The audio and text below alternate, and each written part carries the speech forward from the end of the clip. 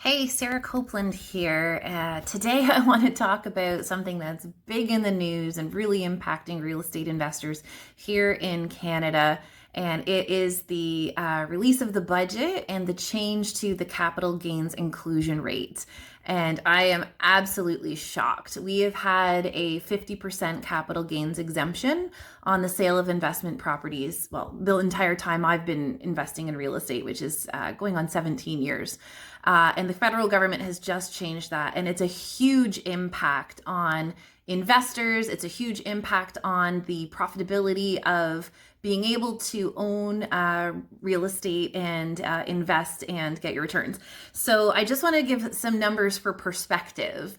So say you buy a property for $500,000, $500,000, and you go to sell it down the road years later, and it is $1 million sale price. I'm just going to keep it nice and easy. We're not going to factor in depreciation. We're not going to factor in that recapture. We're not going to factor in anything other than just the straight, simple values.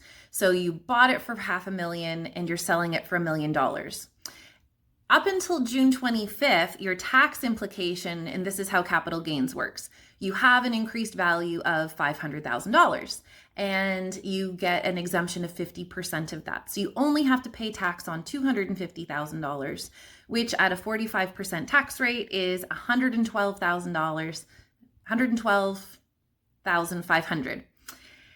Now, in the new with the new legislation after June 25th, your tax implication on that same sale of that property with the same numbers is now $333,000 is taxable, and instead of $250, and your taxable liability is $149,850, an increase of $37,000 in tax, which is a 25% increase in your tax liability for the same building.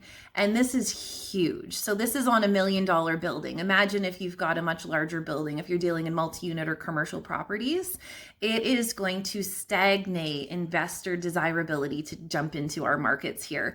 People are already leaving Ontario in droves to go and invest elsewhere because of our extremely stringent and strict landlord and tenant laws and an inability to make our buildings profitable due to long wait times, etc. And now our government is putting another barrier to investing in housing in our country when we already have a shortfall of housing. So it'll be interesting to see how this plays out. I think that an additional 25% taxable liability here at the end of every single project that you do is going to have a huge impact on the number of new constructions, the number of investors willing to come in and do business in our country. So if you want to chat about it, visit my website, sarahcopeland.ca, and we'll see what happens.